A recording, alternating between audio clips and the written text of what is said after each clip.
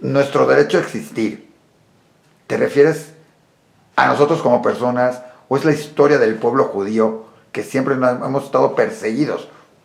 Como que no tenemos ese derecho.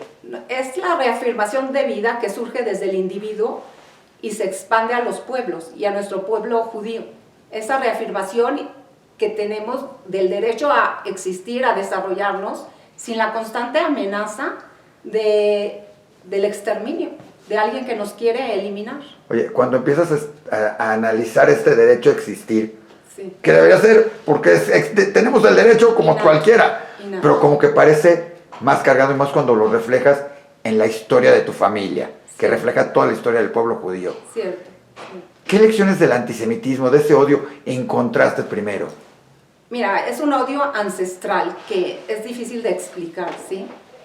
Primero, en el Shtetl tratábamos de ser diferentes, nos aislamos, teníamos ropa diferente y no nos ayudó. Igual nos señalaban, nos acusaban que nosotros matamos a Dios, vinieron los pogromim, no nos ayudó lo que pensamos que nos iba a ayudar a salir adelante.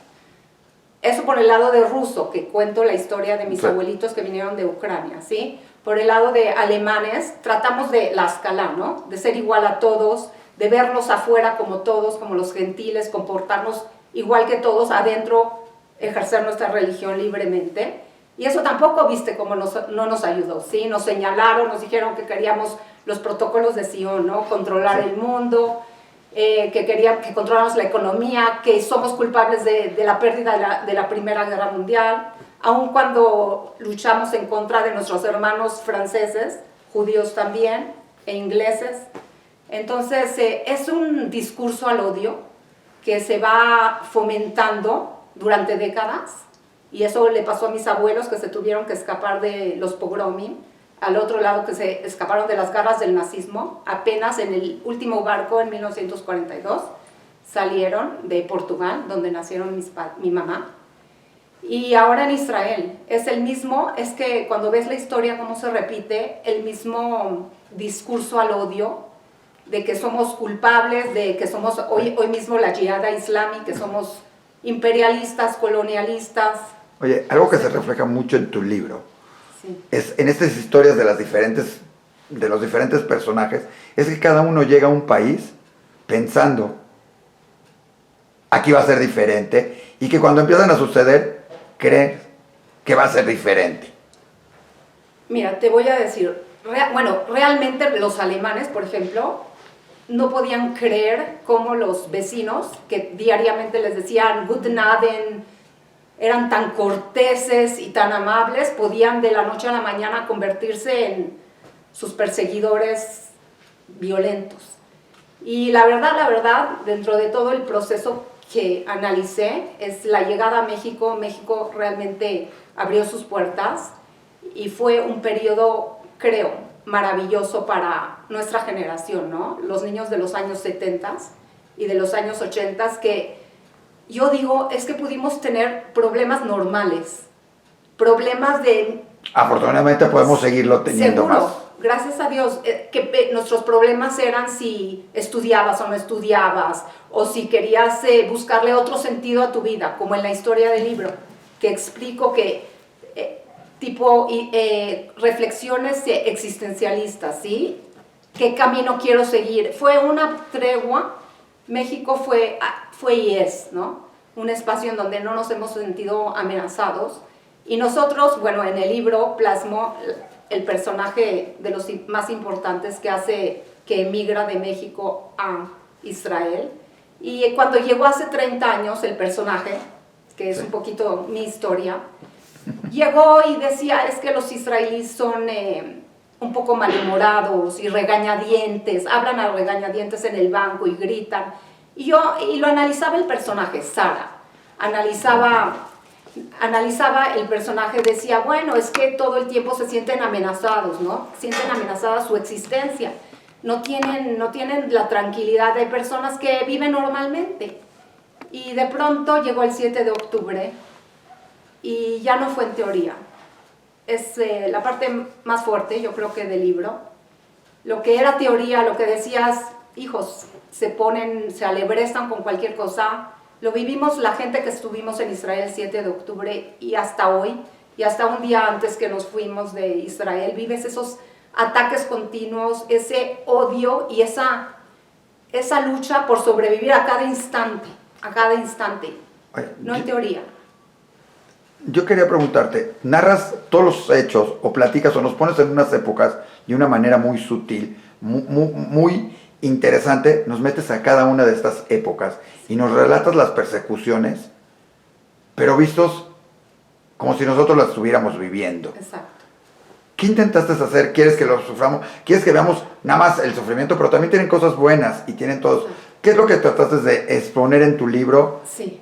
Es que mi libro no es un análisis histórico, ni un documental, ni nada de eso. Mi libro quiere rescatar al individuo. Mi libro quiere hacerlos volver a vivir.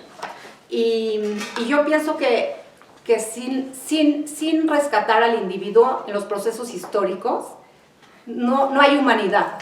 Si tú analizas la historia como la influencia del nazismo en la historia o la influencia de la Revolución Rusa, se queda aquí, ¿no? En una especie de análisis intelectual. Y yo quería ser mi Bobe, que salía y tenía que salir, y mi Zeide, que tuvo que irse porque lo querían alistar para el ejército ruso y se escapó en la última carreta.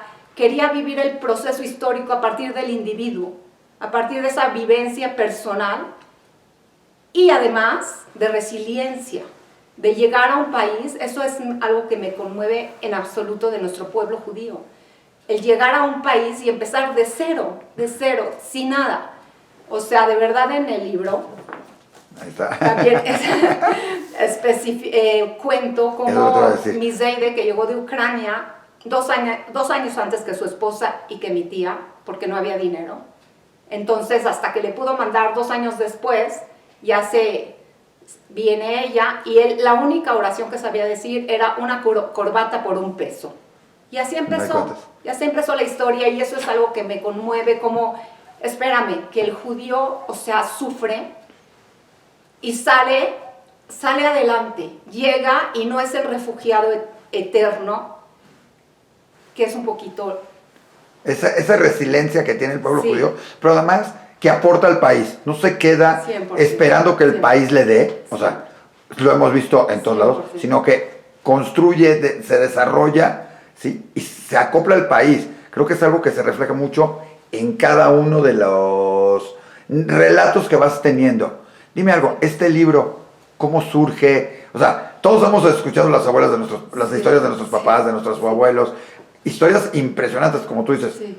Desde el que vendía corbatas, venía. Siempre. Mi Zeide que hacía chamarras, salía, las vendía, regresaba. O sea, todos tenemos Sí. esas historias. ¿Cómo surge esto? Y llevarlo hasta tu historia personal. Mira, yo creo que en el momento que vivimos en Israel y nos sentimos esa amenaza continua y constante, día a día, surge en ti la pregunta, ¿no? Si esto es algo que es innato Sí. al pueblo judío o si es algo actual. Y cuando me fui para atrás y analicé todos los cuentos de los abuelitos y de los tíos y de mis padres, dije, es algo más grande que nosotros, este odio es ancestral y hay que pararlo, hay que hacer entender a las masas que este odio lleva a estaciones muy peligrosas. Este discurso del odio, que ahorita es de la yihad a islami, hay que señalarlo, y por eso lo escribí, porque tenemos que luchar y señalar estos discursos que conllevan al odio y que después acaban mal. Oye, pero está escrita como una novela, Sí. como tú mismo lo dijiste. Sí. No es un documental, es una novela. ¿Cómo mantener en la novela los datos históricos, los hechos, el que sea verídica y no que la gente diga, qué padre lo escribió como novela, Sí. y qué bonito se lo imaginó, y qué bonito esto? ¿Cómo mantener esos hechos reales y que la gente entienda que lo que sucedió ahí Es real. es real y poco de lo que realmente fue la magnitud de lo que pasó? Sí, porque bueno, me basé en puros hechos reales, ¿sí? Fueron bueno, la Wikipedia y el chat GPT y mis padres, me senté con ellos hasta ahora, hasta los 120 años viven, y me senté con ellos, me contaron en qué calle vivieron en la Condesa y en qué calle y cómo fue el proceso. Y no te contaron de mí de la escuela, ¿verdad? No, pero... Afortunadamente. Hija, podría ser otro libro, bueno. Pero no, sigue. Pero sí me baso en puros hechos históricos, Sí. y casi todas las hazañas que cuento son reales, la mayoría de los procesos que se platican en la novela son reales. Oye, ¿cuál es la que más te llamó la atención? ¿Qué es lo que más te llamó de todas estas historias que dijiste, no puede ser, increíble? ¿Qué momento? Cuando reciben la carta del padre que les dice, la tía, porque estás lleno además de pensamientos, que además es la vida diaria de nosotros. O sea, ¿cuántos de nosotros no hemos tenido a alguien que dice, este hizo esto algo malo, o esto va a ser, o este es el bueno y resulta el malo, y el malo resulta el bueno? Dos partes. Una es la parte de mi bisabuela, Henriette, que es la matriarca en Frankfurt. Era una señora, eran gente muy acomodada. Vivían en Palmerstraße, en una mansión de muchísimas recámaras, y tenían, bueno, muchísimas sirvientes con guantes blancos y todo. O sea, así de película. De película, pero es verdad, Sí. es real. Y ella decidía a dónde se va el dinero de la comunidad de Frankfurt. Mantenían el orfanatorio de Frankfurt. Entonces, con todas esas historias que me contaron, ella realmente es la que ayuda a salir a todos, a escaparse. Ayuda a la tía Paula a escaparse a Palestina, a Ernst a irse a Argentina, y a mi abuelo a irse a Portugal. Entonces, gracias a su resiliencia y a su fuerza de una mujer judía, es que logran escaparse de las garras del nazismo. Esa es un personaje que a mí me encantó. Y la otra parte es, no quiero hacer un spoiler, pero el final es muy, muy fuerte. No quiero hacer spoiler. Leanse el final, no es cierto. No, Lean todo el no, libro porque van a entenderlo, sí. Exacto. Es con Israel, y era una especie de necesidad de catarsis. Vivíamos tan difícil día a día desde el 7 de octubre. Era una catarsis de verdad no sé si contarlo o no, pero... No cuentes el final. No, había que hacer algo con los del Hamas. Había que hacer algo. Bueno, Porque se está haciendo, esperemos se haga y sí. todo esto. Y además va a ser una serie de historias que van a empezar a surgir y van a tener todo esto.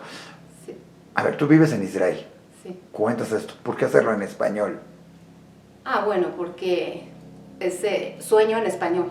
Hay una canción ahí en Israel que dice Aniholem Besfaradit, ¿no? La única forma que me sale, que es auténtico. Oye, y dentro de todo esto, dime algo. Cuando empezaste a escribir el libro y empezaste a platicar, ¿hubo alguien que te dijera, de mí no digas esto? Alguien que diga, no, tienes que decir de mí esto. La gente empieza y se empieza a acordar además. Sí. Y cuando les empiezas a preguntar salen cosas. ¿Y te acuerdas que Sí.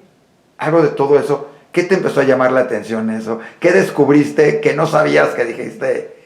¿En serio si eran mis...? O sea, ya contaste Sí. de Henriette, pero de todo lo más que te dijeran, no digas, sí digas, haz. Déjame pensar. Bueno, no sabía que mi papá dormía en una canasta de mercado. Wow. Eso fue algo nuevo. Interesante que tus papás toda la además... historia esa de una tía que a veces las personas, también me era muy importante en la novela rescatar el derecho del individuo también a autodeterminarse y escoger su camino, ¿no? Muchas veces uno de los personajes centrales cambia el rumbo, ¿no? Sara, en la novela, cambia el rumbo, y en lugar de, en el mundo predecible de México, en donde todo estaba menos amenazante, cambia su rumbo. Ese es un momento muy importante. Decide que quiere buscar su propia piel, descubrir su propia piel. Y la descubre bastante diferente. Totalmente diferente, sí. Eso también es como de lo central en la novela. Y cosas que me hayan sorprendido, nunca me imaginé que mis abuelos alemanes tenían esa casa con sirvientes, con guantes blancos, como te conté. Pensar que después llegaron a México sin nada. Sin nada, absolutamente sin nada. Todo perdieron. Perdieron la casa, tenían minas en Holanda. Oh. Perdieron todo. Sí. Oye. Eso me impactó. Y cómo el judío empieza de cero cada vez y no estamos todo el tiempo llorando. Un poquito, nos abrazamos un poquito, pero no lloramos, construimos y salimos adelante. Me llamó la atención algo que me dijiste hace ratito, que fueron justamente tus papás que dijeron, sí nos pones con nuestros nombres. O sea, ¿qué implicó? Porque tú pensabas hacerlo como Cierto. otras Más personas. más O sea, no sé qué, Juan y Pedro, que diga Juanita y Pedrito. Sí. ¿Cómo sentiste en ese momento? ¿Qué te dio cuando te dijeron, tienes que ser nosotros? Debe ser un momento así. Tiene que ser auténtico. Mis padres me dijeron eso. Tiene que ser nosotros algo auténtico y no importa lo que piensen de nosotros, si bien o mal, pero ahí tienen que estar los apellidos de la familia, tienen que ser nuestras historias y a partir de nuestras historias demostrar cómo fueron los procesos históricos y sociales a los que se tuvieron que enfrentar el individuo, en este caso nuestra familia. Oye, y en tu familia, ahora sí, de la tuya, ¿qué has ido formando? Sí. ¿Qué dijeron cuando fueron conociendo? Porque seguramente lo habían oído, pero no viven acá, o sea, no es que hayan tenido la oportunidad de sentarse con los abuelos y algunos ya no están y todo. Sí. ¿Qué dijeron cuando empezaron a descubrir? Ese es el legado que estás dejando, aparte del libro y para todas las generaciones. ¿Cómo sientes ese legado a tus hijos, a la familia, a todo lo demás que sigue? Más que el libro, yo creo que el legado que le dejo a mis hijos es ese tronco fuerte de identidad judía, de tradiciones judías, porque de verdad yo pienso que el individuo que está como una rama, si la hoja se corta, vuela sin dirección. Y yo siento que el legado que le he dado a mis hijos es esas raíces que también muestro en el libro, ¿no? Esas raíces fuertes de nuestro pueblo, ese tronco fuerte que hace fuertes ramas y tienen un legado increíble. Eso es lo que les dejo, esa cadena que nosotros solo somos, generación tras generación, y que no sé por qué razón, pero tenemos miles de años y me contó mi hijo, cuando le conté del libro y todo esto, me contó una cosa fuerte. Me dijo, en Auschwitz habían 13 sentenciados a ahorcarse, ¿no? Y ahorcaron a los 2 primeros judíos, los alemanes, los ¿cómo se llamaban? Los comandantes del campo. Y dijeron el Shema Israel antes de que los ahorcaran, ¿no? Y el tercero, cuando lo iban a ahorcar, dijo en alemán, les dijo, el Shema Israel va a continuar y se va a oír mucho, mucho después que el Heil Hitler.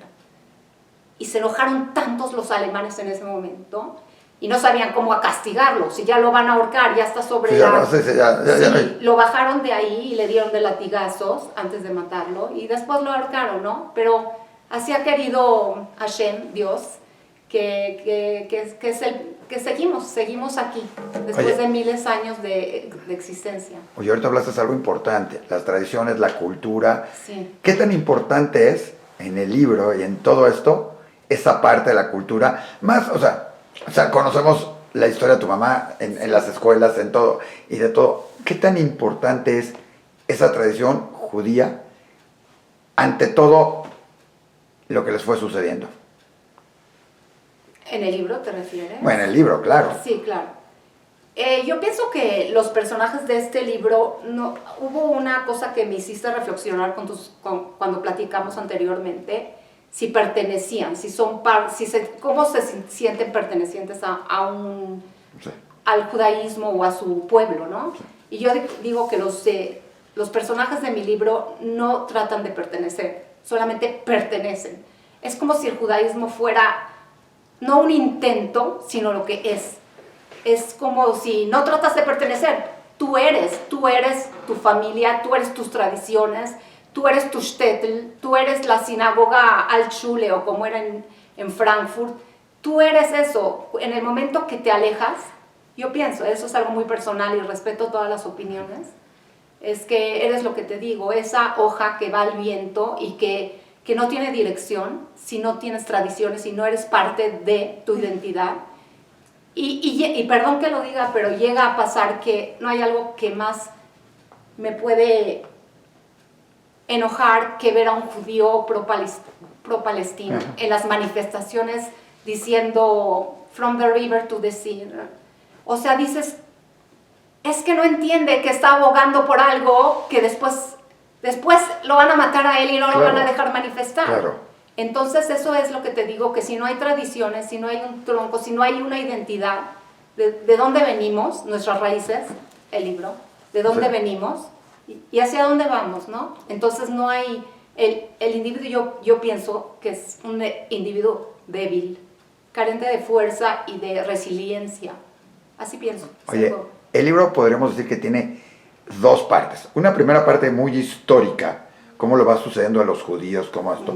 Una segunda parte, a partir del 7 de octubre, todo lo que es esta sensación de lo que es vivir en Israel. Si hubiera una tercera parte de esto, como la quisieras, ¿qué contarías Muy bonita en tu esa? pregunta.